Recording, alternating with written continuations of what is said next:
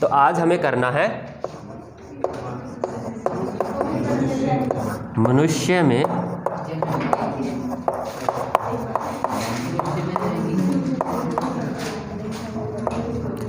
लैंगिक जनन।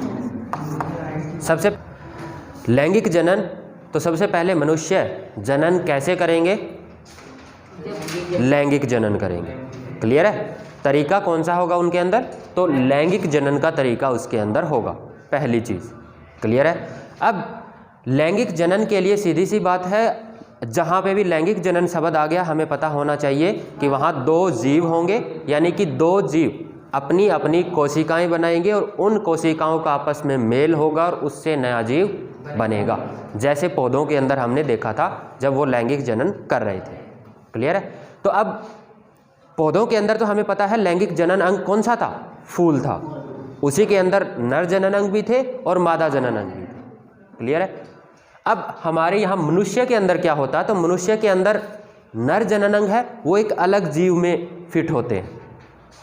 मादा जनन अंग है, वो एक अलग जीव में फिट होते हैं। जिसके अंदर नर जनन अंग लगा होता है उसे हम कहते हैं नर या फिर पुरुष। ठीक है? और जिसके अंदर मादा जनन अंग लगा होता है उसे हम कहते हैं मादा या फिर महिला। ठीक है?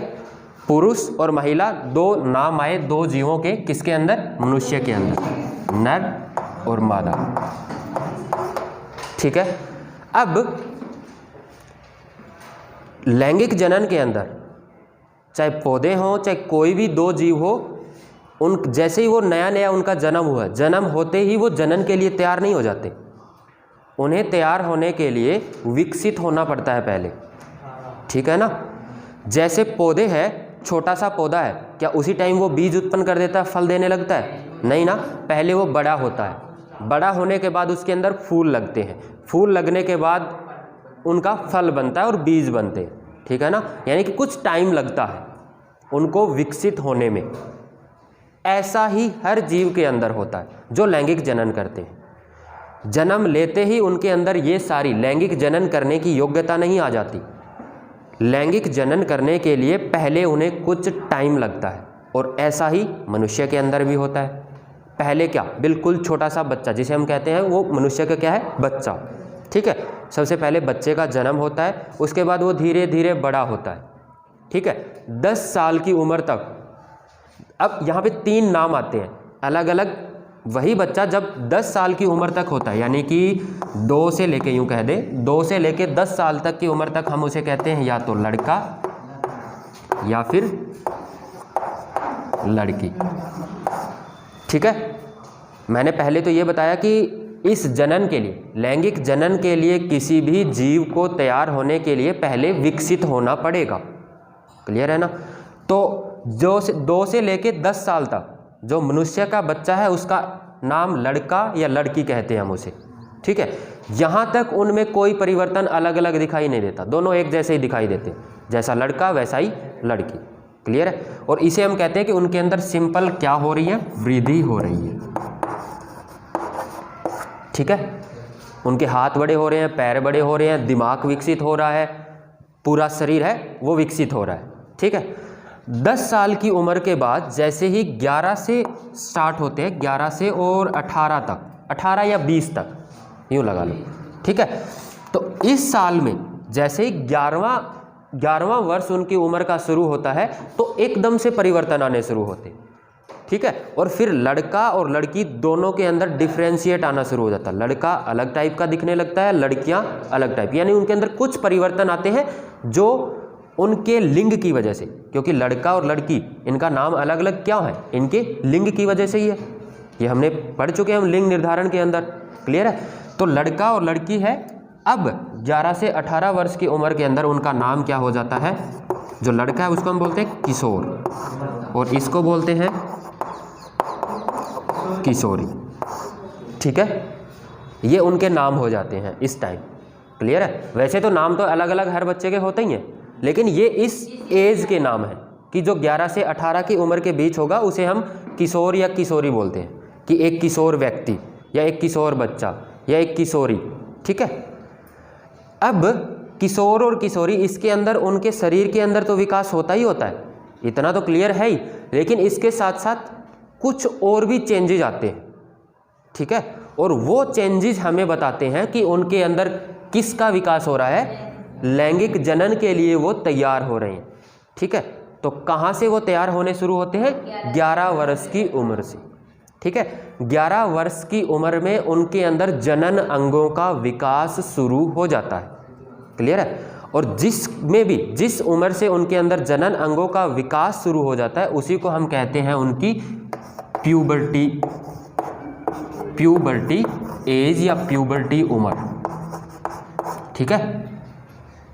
प्यूबर्टी अगर आपसे पूछ लिया जाए कि प्यूबर्टी क्या होती है, तो वो उम्र या वो स्टेज जिसमें मानव या फिर मनुष्य के बच्चे के अंदर किसका विकास शुरू हो जाता है, लैंगिक जनन के अंगों का विकास शुरू हो जाता है। हिंदी में भी प्यूबर्टी बोलते हैं, टीन एज तो इसको बोलते हैं, 11 से लेके 18 तक इसको बोलते हैं टीन एज। लेकिन 11 वर्ष की उम्र में इनका विकास शुरू होता है, बिल्कुल परिपक्व नहीं, शुरुआत हो जाती है, और इसी शुरुआत को हम कहते हैं प्यूबर्टी। क्लियर है ना, समझ रहे हो प्यूबर्टी के अंदर और टीनेज के अंदर क्या फ़र्क है।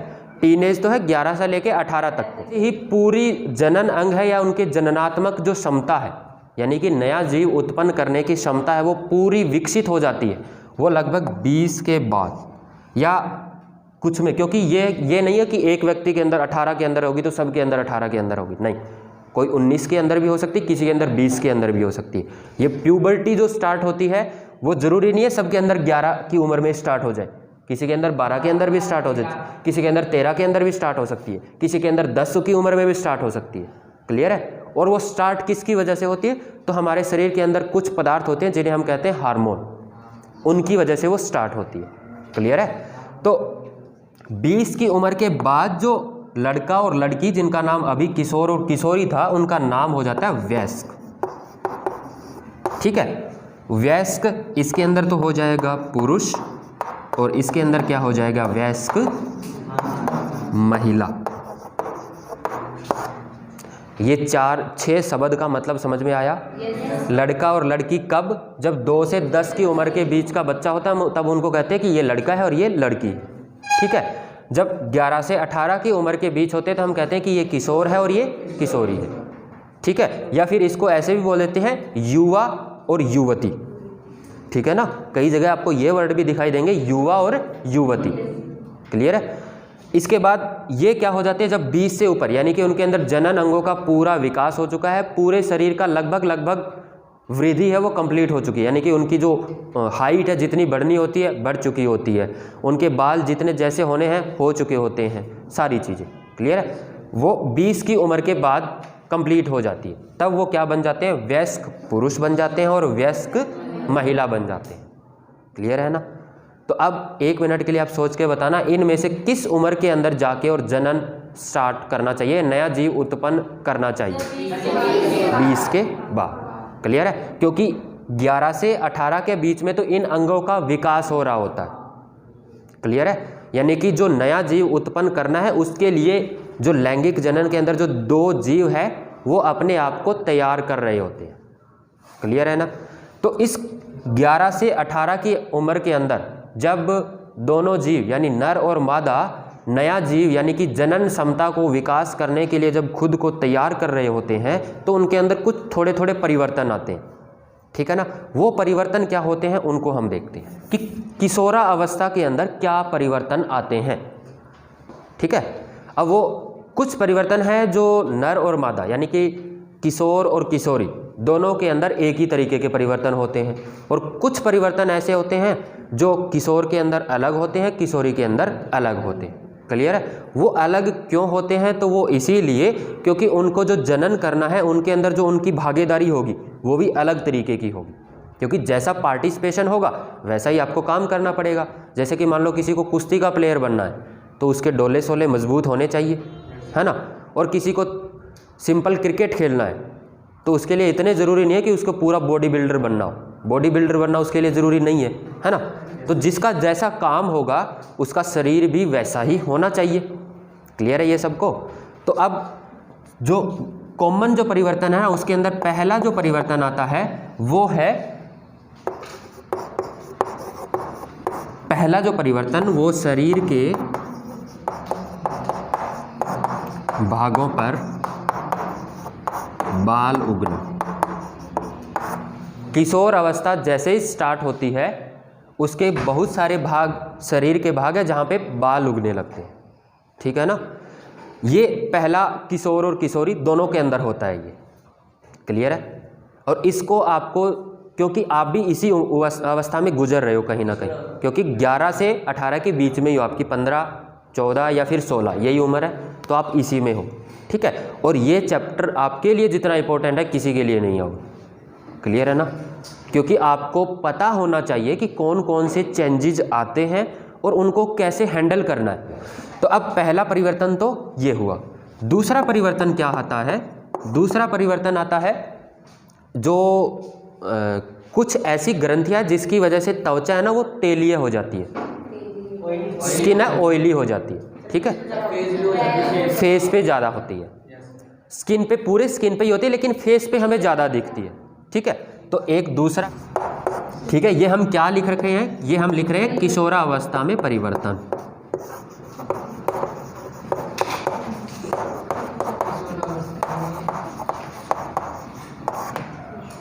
किशोरावस्था में कौन कौन से परिवर्तन होंगे? पहला परिवर्तन शरीर के भागों पर बाल उगना, दूसरा परिवर्तन तेलीय त्वचा, तीसरा एक और,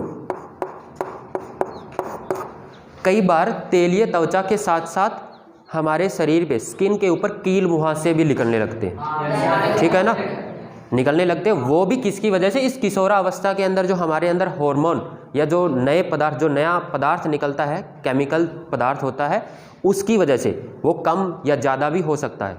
कम या ज़्यादा यानी कि हार्मोन के अंदर इनबैलेंस की वजह से ये तेलीय त्वचा और कील मुहासे निकलते हैं।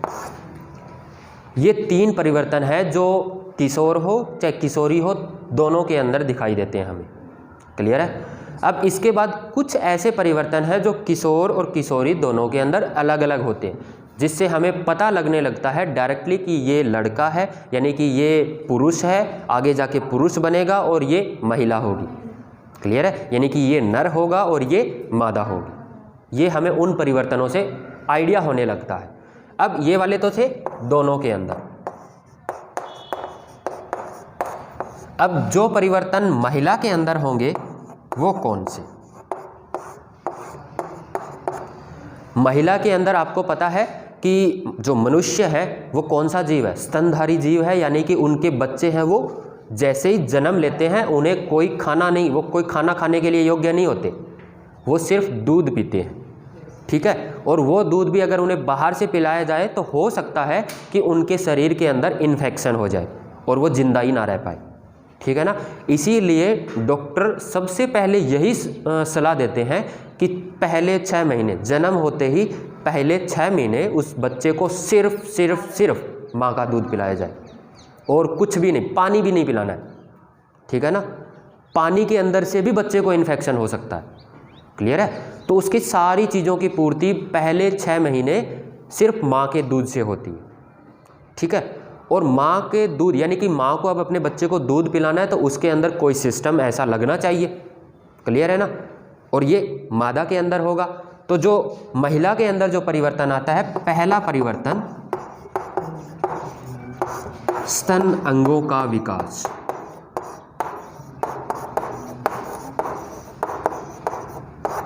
और ये हमें पता है ये ज़रूरी है बच्चे के लिए, क्लियर है। और ये हमें अलग से दिखाई देने लगता है जैसे ही 12 या 13 साल की उम्र स्टार्ट होती है, इनका विकास शुरू हो जाता है।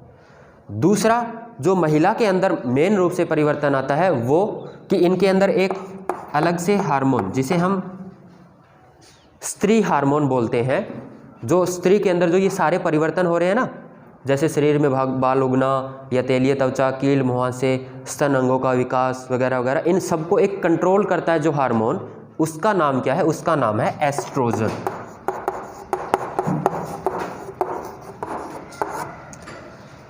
एस्ट्रोजन हार्मोन है वो भी बनने लगता है। किन के अंदर बनता है वो? महिलाओं के अंदर, क्लियर है इतना।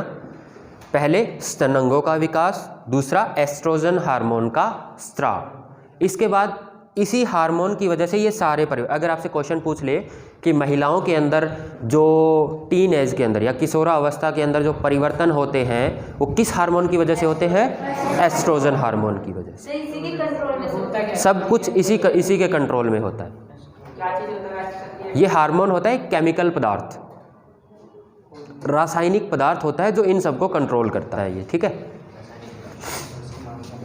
इसके बाद तीसरा जो एक और परिवर्तन है वो लड़कियों के अंदर, क्योंकि आपने मोस्टली देखा होगा कि आप अगर आंख बंद करो और आपको एक आवाज़ सुनाई जाए तो आप उसकी आवाज़ से अंदाज़ा लगाओगे, अगर वो आवाज़ थोड़ी सी पतली है तो आप ये कहोगे कि ये लड़की की आवाज़ है, चाहे वो लड़के की हो। अगर लड़के की होती है ना तो भी हम बोलते हैं कि देख कैसी लड़कियों जैसी आवाज़ है ना। क्यों? क्योंकि मोस्टली ये जो आवाज़ थोड़ी सी जो पतली होती है उसे हम कहते हैं ये लड़कियों की आवाज़, और लड़कियों की होती भी है, ठीक है। तो जो लड़कियों की आवाज़ है वो क्या हो जाती है? पतली। ये हुए 3 परिवर्तन किसके अंदर?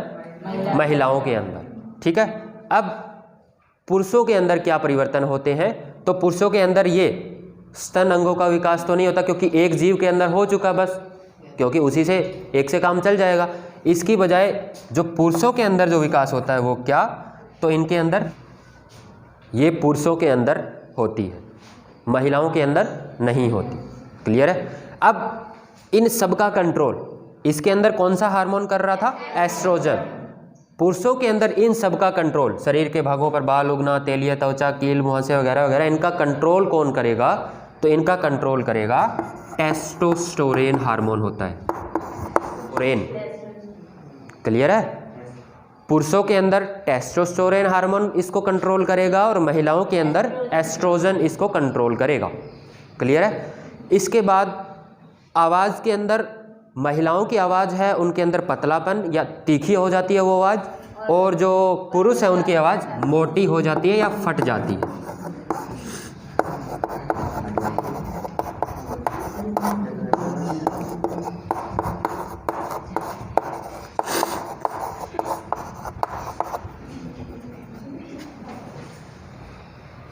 क्लियर है? ये परिवर्तन होते हैं जब महिला और पुरुष यानी कि जो मनुष्य है उसके जो 2 जीव है जिनको जनन करके नया जीव उत्पन्न करना है, उनके अंदर ये सारे परिवर्तन आते हैं। क्लियर है? इसको जो मैंने ये लिखा है इसके ऊपर क्वेश्चन आपने क्या लिखा? क्वेश्चन लिखा है क्या? या क्वेश्चन इसके ऊपर ऐसा लिखा जाएगा, ठीक है। ये 3 परिवर्तन दोनों के अंदर होते हैं, पुरुष हो चाहे वो महिला हो, यानी किशोर हो चाहे किशोरी हो, दोनों के अंदर ये परिवर्तन कॉमन होते हैं। ये 3 परिवर्तन हैं जो सिर्फ महिला के अंदर होते हैं, और वो 3 परिवर्तन हैं जो सिर्फ पुरुष के अंदर होते हैं। तो ऐसे जैसे मैंने लिखा है ऐसे नहीं, आपको एक एक लाइन भी इसके साथ एक्स्ट्रा लिख लेनी है। क्या लाइन लिख लेनी है? इसके ऊपर लिख देना कि ये 3 परिवर्तन पुरुष और महिला दोनों के अंदर होते हैं, ठीक है।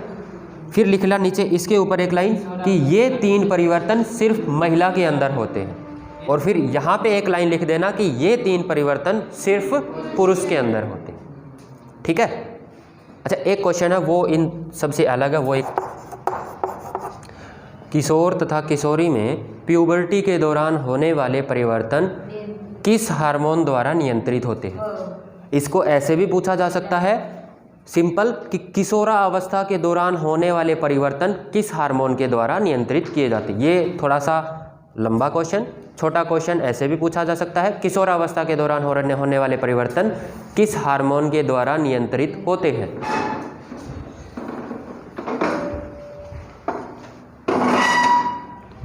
किशोरों में टेस्टोस्टेरोन हार्मोन द्वारा तथा किशोरियों में एस्ट्रोजन हार्मोन द्वारा ये नियंत्रित होते हैं।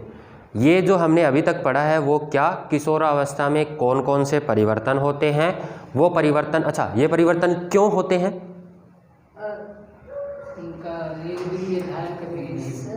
सर इनके में लैंगिक जनन जो वो क्या होता है? हाँ, जनन अंगों के विकास के लिए, यानी कि किशोर और किशोरी दोनों किसके लिए पूर्णतः परिपक्व हो जाएं या तैयार हो जाएं, जनन के लिए परिपक्व हो जाएं, यानी उनके अंदर जनन क्षमता के विकास के लिए ये परिवर्तन होते हैं। क्लियर है ना? किशोरा अवस्था के दौरान जो परिवर्तन होते हैं वो उनकी जनन क्षमता विकसित हो जाए, उसके लिए वो परिवर्तन होते हैं। क्लियर है?